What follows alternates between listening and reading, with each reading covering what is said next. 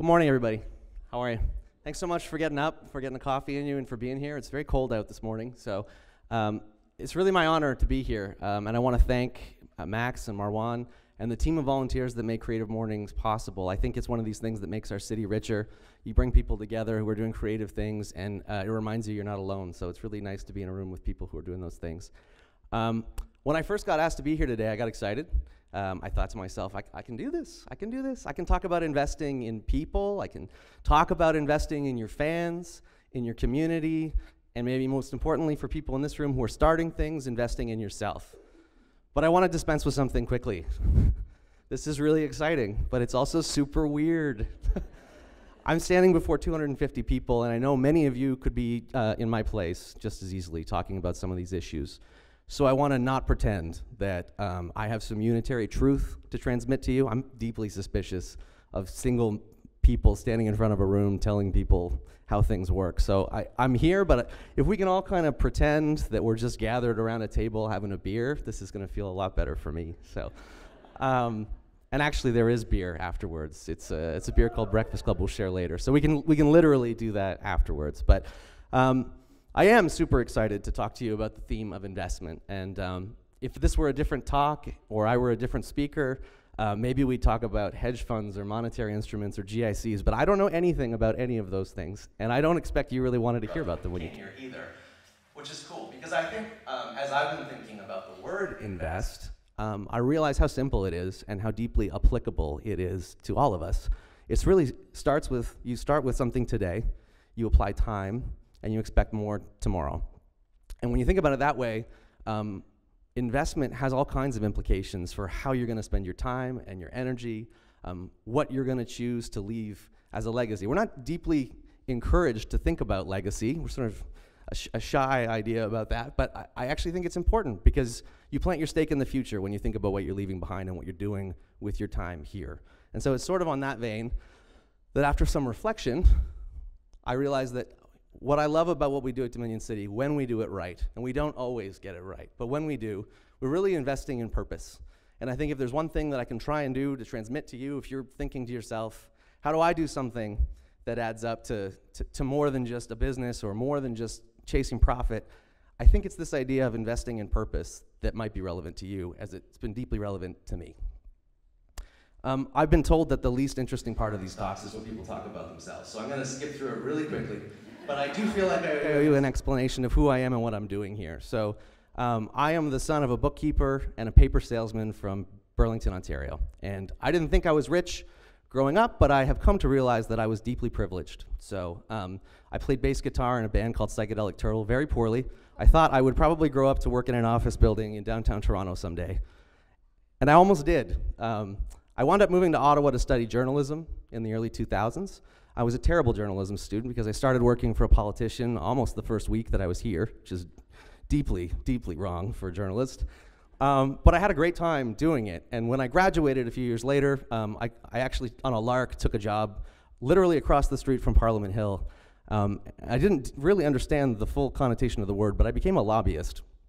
And I've had many drinks to atone for that, and I'm happy to talk about that. But I worked for wonderful people, and I helped big companies talk to the federal government, and I learned a lot, and I learned a lot about what mattered to me and what I cared about.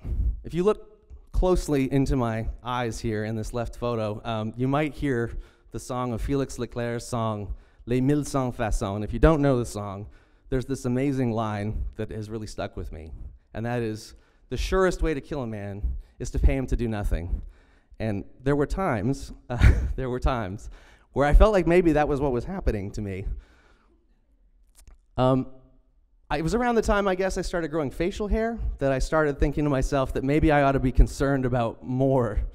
I had a job that got me a house and a car, and that was great. I felt like I was probably ahead for where I should have been in my mid-20s, but I was like deeply kind of sad. There was like this a bit of a gap, and I just felt like I wasn't doing anything.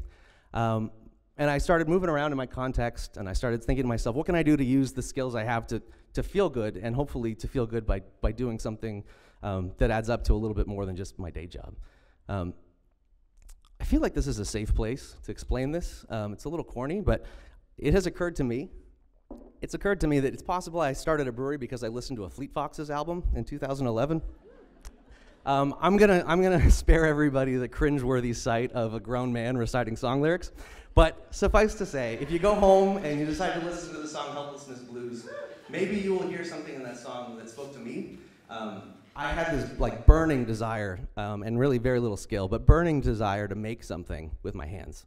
I went to a job and I guess we talked a lot. I don't know, there was paper involved sometimes, but there was really not a ton of evidence for my effort at the end of a day. And I was envious, deeply envious of people who make wooden tables.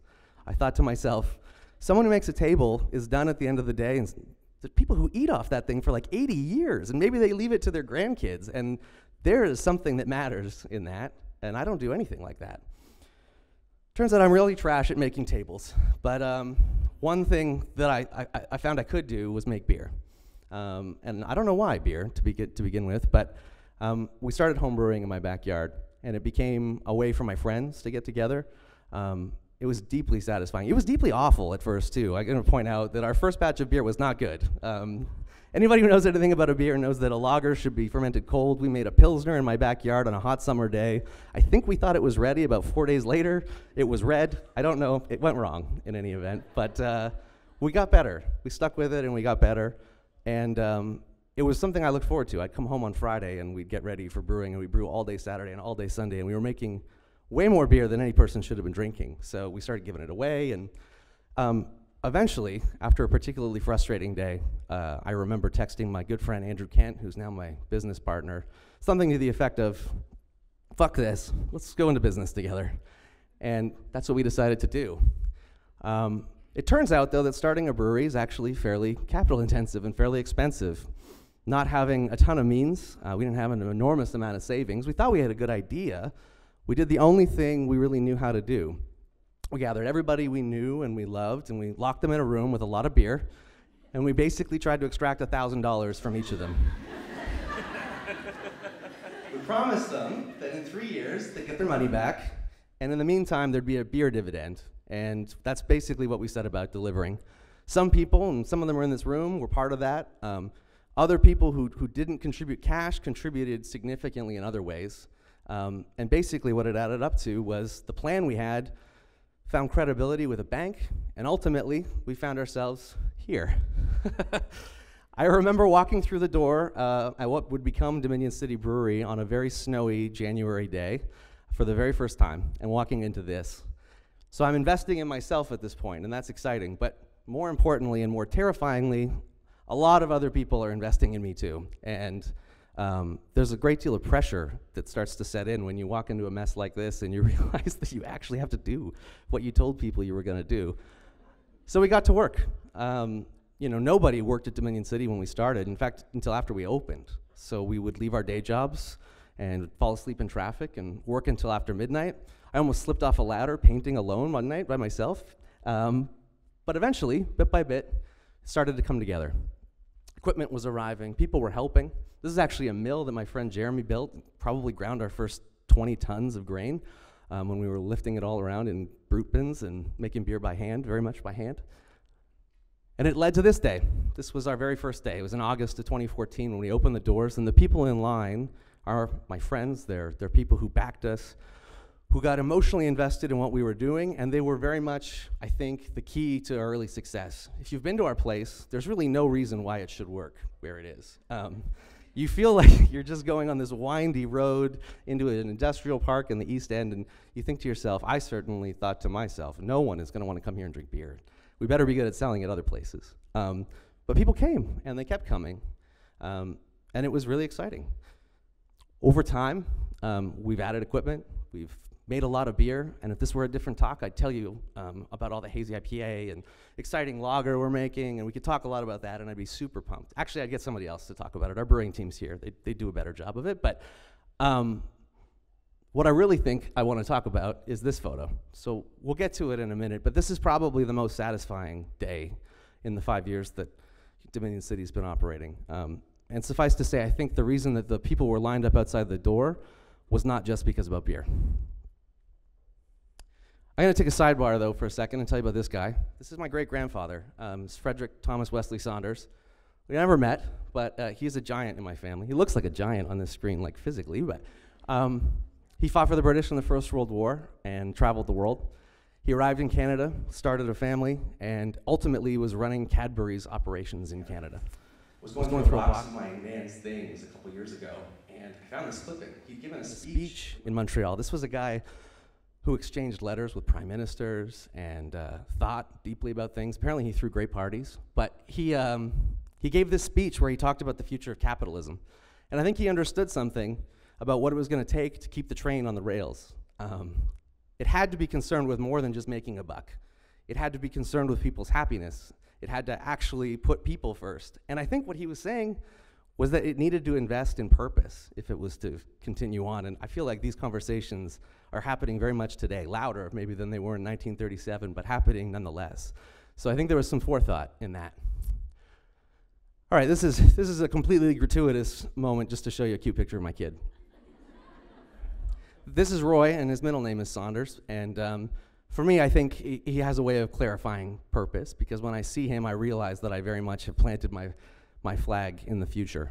I have a very real stake now in how all of this turns out. So he also reminds me, usefully, that I'm very temporary and fleeting, and that really the best thing I can do is use the time to do something that's going to be a little bit bigger than me and invest in something that is a little bit more than just myself.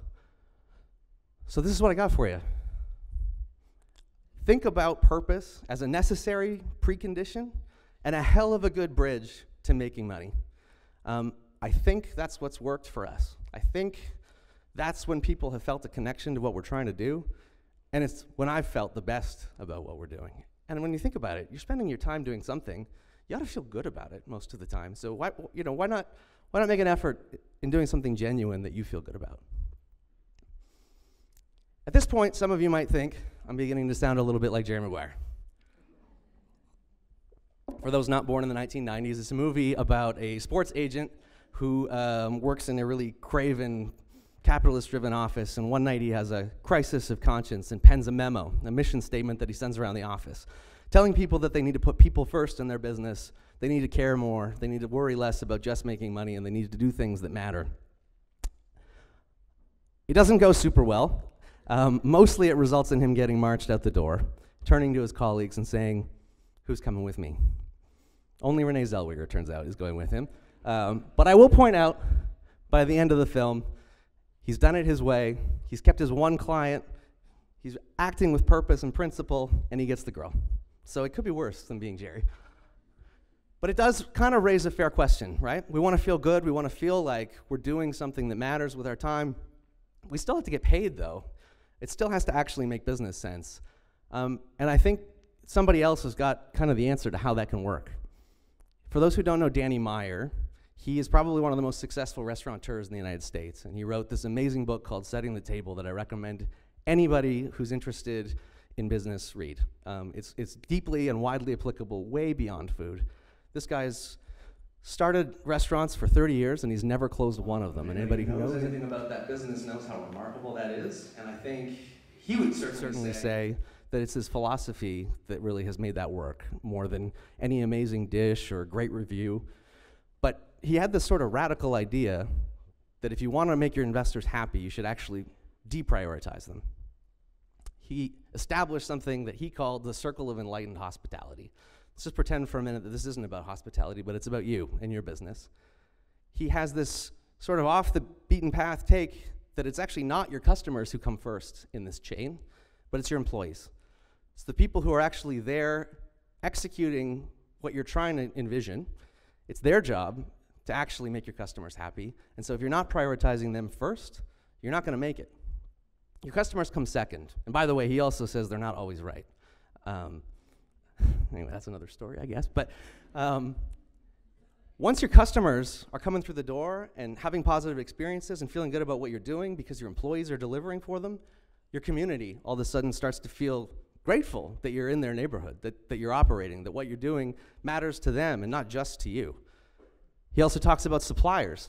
And certainly this matters in food and this matters in beer, but if you're looking after your suppliers, they're looking after you. And if you want to deliver the best, you need the best ingredients and the best things and If you're abusing your suppliers, that's not going to last for very long. And it's only when these 4 links in the chain are connected and working that the 5th comes together and your investors can be satisfied.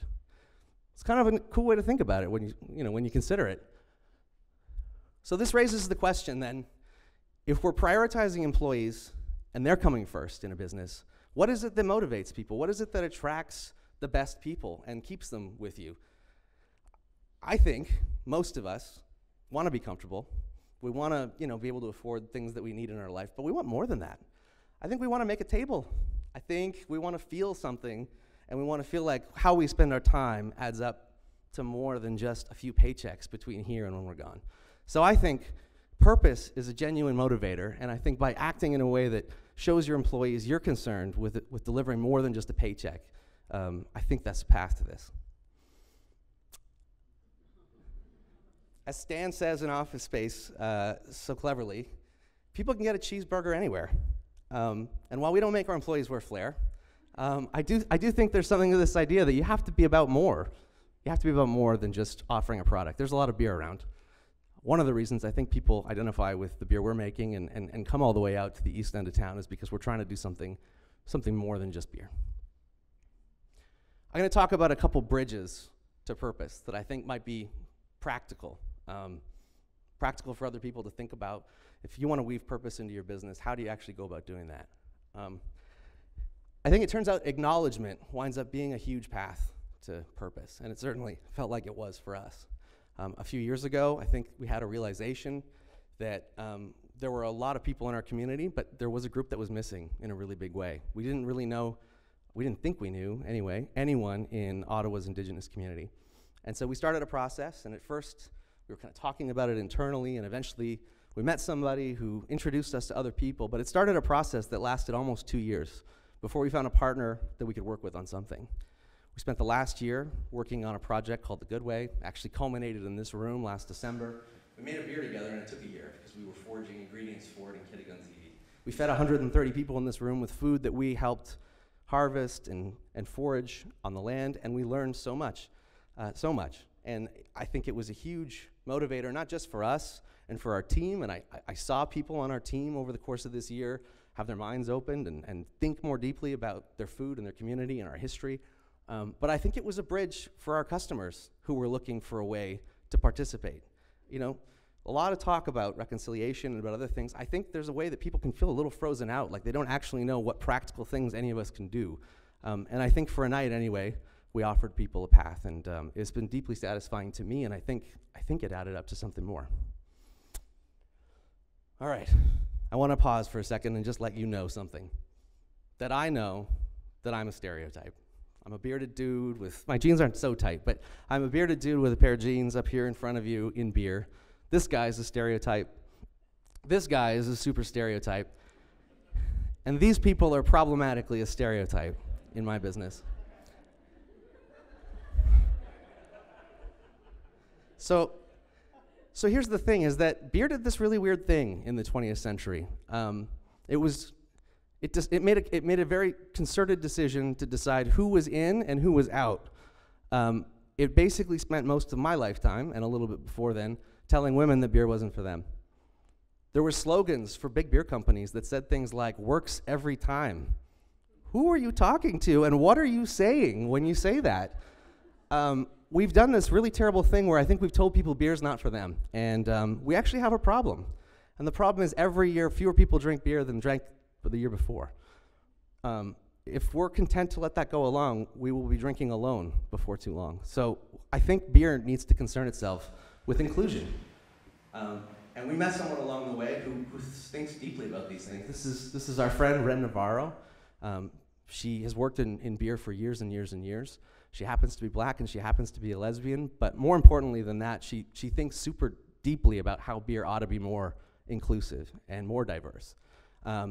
She was kind enough to team up with us on a project. There's only one brewing school, professional brewing school in Ontario, so we teamed up together with Niagara College, and we actually have our first diversity brewer at the brewery right now. So the way it works is we send someone a check for $1,000 against tuition, and they get a paid internship at our place for 2 months. Yeah, it's cool. It's cool. Thank you. Natalie, Natalie's an amazing brewer, and she's super talented. And I think the enduring benefit to us is that, like, it's not a monoculture anymore. And we'll do better in the long run if our industry isn't a monoculture, because God knows, sometimes I have really terrible ideas and they need challenging. And I think it helps when you have people who aren't exactly like you challenging your ideas. And so this is a small way, but I think diversity and inclusion is another pathway that you can think about in your business to weave purpose into what you do. Yeah.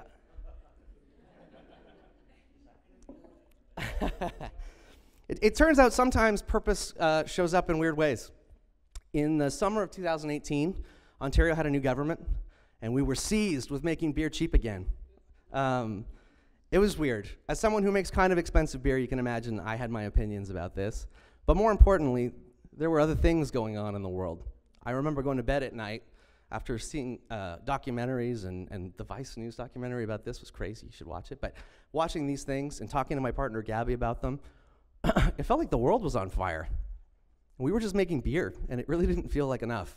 It didn't feel like nearly enough, to be honest with you.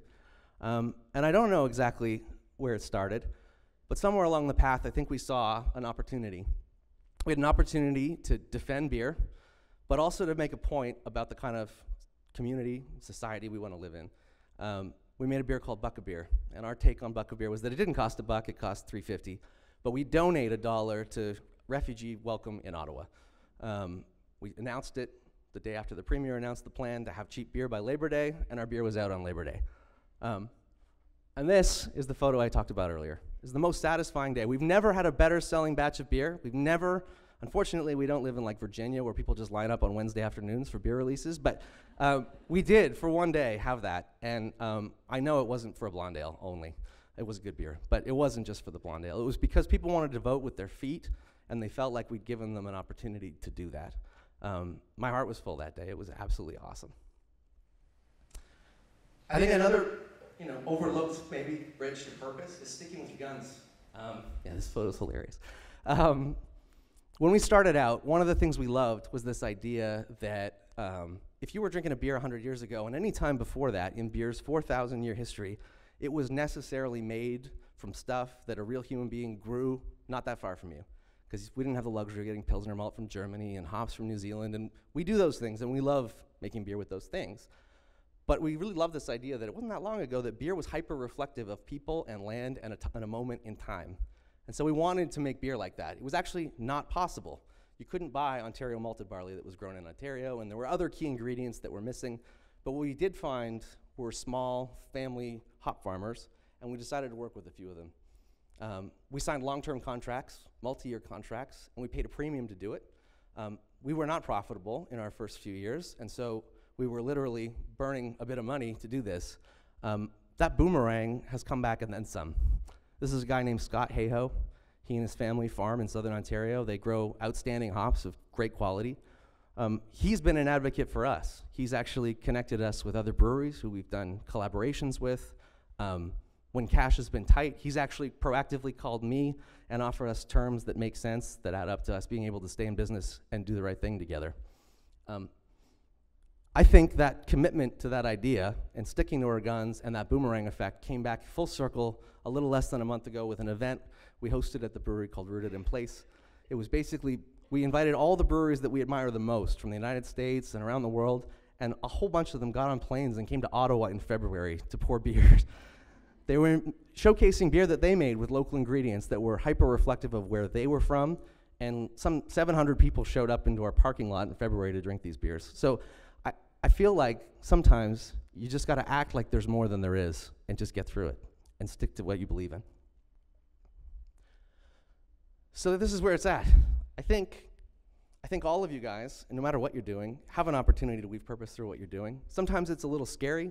We certainly don't always get it right, and I really want to make sure that you understand that it's not like we had some brilliant CSR plan from the beginning. In fact, my friend Jesse over here has still not gotten me to actually pen a CSR plan, but you don't need one.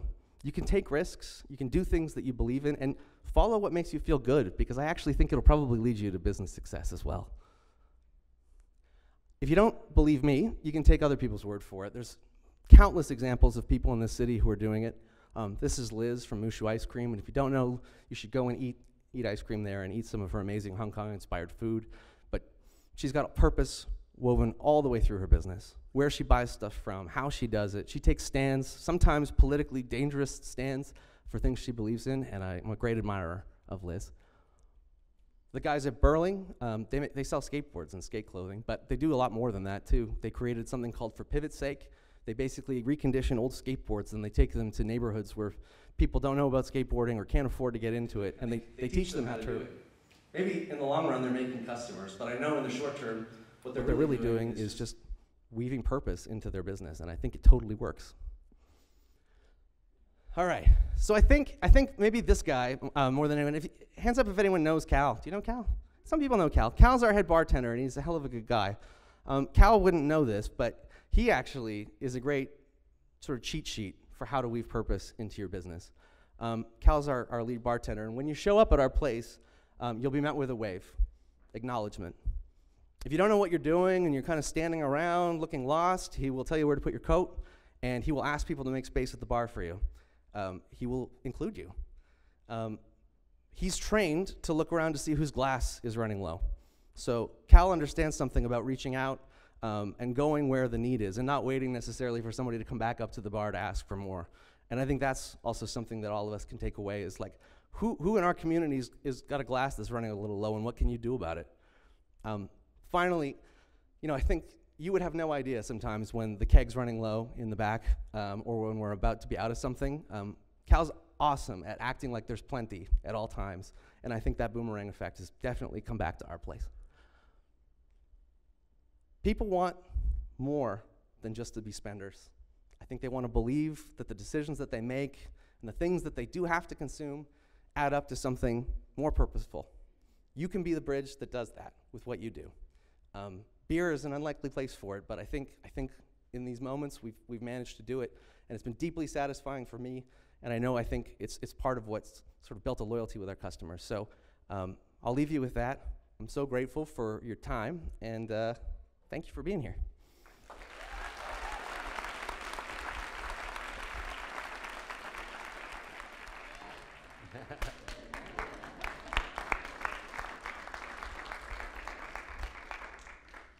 For someone who was nervous, couldn't even tell. You did amazing. I didn't have coffee Thank you. this morning, so, Yeah, that's why I only drink coffee after. Yeah, it's a real thing. So we're going to open up now to all of you if you have any questions for Josh. We do have quite a bit of time, so please don't be shy. Bow down, like that was insane.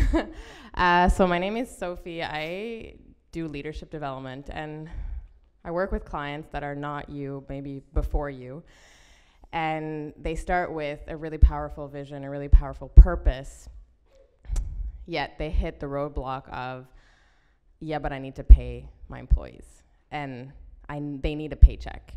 So I'm curious to know, how was it, or what did you do to make sure that you could actually pay the minimum and then now do everything that you do to answer like all my clients, but also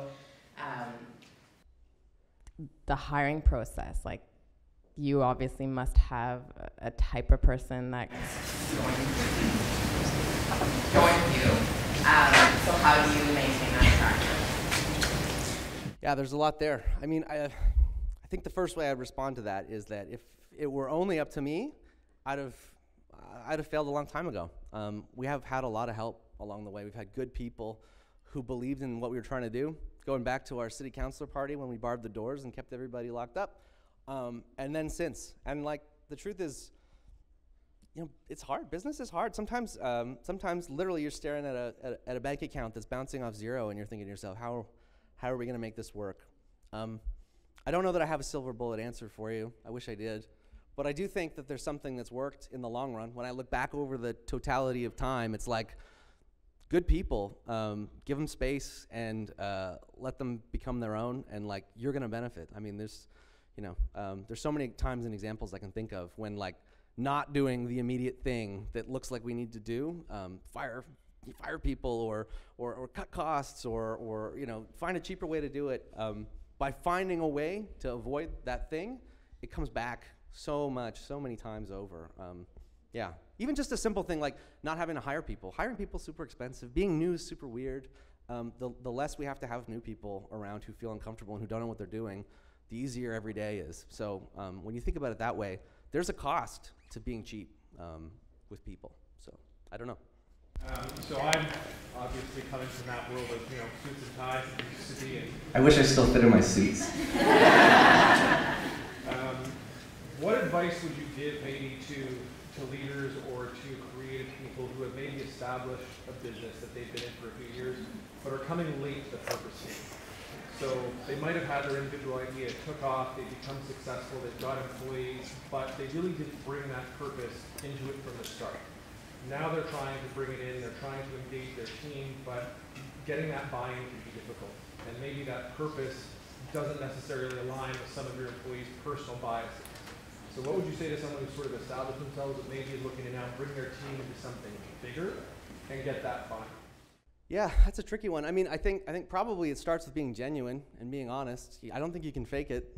I don't know. There are shortcut ways. I mean, there are things you can do just to get your team out of their space and go and volunteer somewhere, and I think all that's great. But I think the times when it's like really hit and it works for us is when like you look around and you're like, oh my gosh, everybody on their team is actually rowing in the same direction, and it's like this wasn't something we just asked them to do. Like people are bought in. They have an invested stake in the success of this project now, and it's difficult. But I don't know. I think it starts with giving people the space to sort of like genuinely come to something and read themselves into it.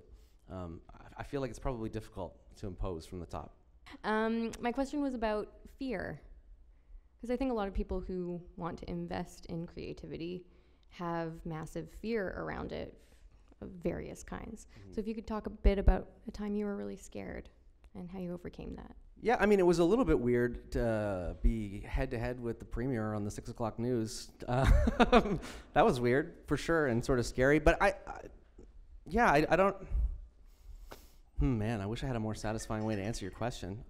It is scary. I mean, it's scary because I think at a minimum you're revealing something about yourself, and you're putting it out there, and you're hoping people pick it up and agree with you or care about what you care about. But maybe we just have to sort of train ourselves not to be too concerned with how it goes, at least at first. I think probably for it to work, it's got to be in your gut, and you just got to kind of stare yourself down and say, we're doing this, and then see what happens. And there's nothing that breeds success more than a little success. So give yourself a chance to win once, and then it comes easier, I think. I'm pretty loud. So how do you reinvest in yourself as you've been on your journey? Yeah, I think if there's a multiverse, I'm in the best version, universe for me. So I don't know. I feel like I get away with it, to be honest with you, because I get to go to work with people I like every day, and we get to come up with ideas and see them through. And sometimes there's a pretty short realization gap, where you're actually at the end of the week doing the thing you thought up on Monday morning, and that stuff is like deeply satisfying. I think for me, and maybe for lots of people in this room, I think agency is so important. Just like the feeling that you're free to try things, and no disrespect to big companies. I think there's amazing things there. It's difficult sometimes, though, at least it was for me, to find a role where like my T's and I's didn't get uncrossed and undotted, a couple layers above me, and you just sort of feel like you live in a closet. And I think it's that freedom of movement that I find is sort of re-energizing. I was just wondering what, sounds like you kind of just answered the question, but what your absolute favorite part of your business is? And it's much more than a business, but of what you do. Yeah, what I really love is that beer is this amazing way to kind of sneak your way into all this creative, cool stuff that other people are doing. I've often kind of wondered, like, what if we made blinds? No one would want us around if we were making blinds.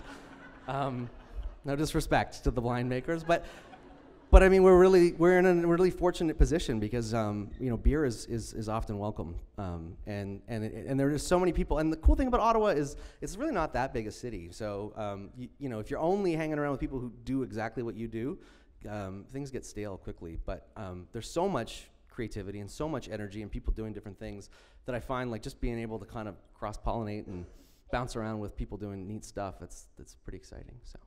I was just curious if you could say a little more about why are people drinking less beer? And to me, when you said that, I was like, that could be a good thing. People are going to therapy more, and they're, you know, seriously. We're not like using beer or other substances as much to numb out, or you know, people are more health conscious. So for me, that seems like a good thing. And I was just curious if you know what the data shows, like why are people drinking less beer? Yeah, that's a great question. I mean, I think it's a bunch of things. I think it's partly what I said, which is that I think beer was really good at unmaking customers for a while. I think, you know, there's probably something about lifestyle and health, and I mean, dry January, dry February are real things. And by the way, I don't think those are bad things either. I think you're onto something. I mean, I think people ought to have balance in their life, and we're going to do a lot better. And maybe your joke about therapy is real too. I mean, that's a good thing. Go to therapy, like, yeah. So yeah, I think there's a bunch of things that have kind of left beer a little bit under siege. Like, you can buy a lot of fizzy alcoholic beverages now that kind of just didn't exist in the 50s and 60s. So there's more choice, which again isn't a bad thing either. But I do think there's a project, you know, for people who do love beer, and especially people like us who make it. We got to make it matter to you, and I think there are good ways to do that. That's what I'm interested in. To go with that, one of the previous questions about like developing a purpose in a place that exists, like, could you maybe comment on how you actually came up with some, or maybe even one, if we're running out of time, like one of your ideas to develop a purpose that like wasn't your natural thing, but I mean, you picked a bunch of really good things to do that fit well. Like, how did you get those ideas at the beginning? Yeah, I mean, I don't know that it was necessarily a really huge or deliberate part of what we did right out of the gate. I think we were just so consumed with getting open and making beer and having it taste good. You know, I think that's in any business. You rightly got to focus on what you're doing first, maybe. But you know, I think it's just kind of the times it's happened the fastest and worked the best have been the times when it just like bubbles up from a feeling. Like I really mean it. You know, I was like pretty stressed out and worried in 2018 about what was happening, and I don't know, it sort of came to us, and I think when it happened, everybody was like, oh yeah, this is something like small we can do, and then it happened super fast. So I think it's maybe just being open to your own sort of quiet inner murmuring that's telling you something. Give it space, because I think when you listen, sometimes it works out. Awesome. Thank you so much, Josh. Thank you again.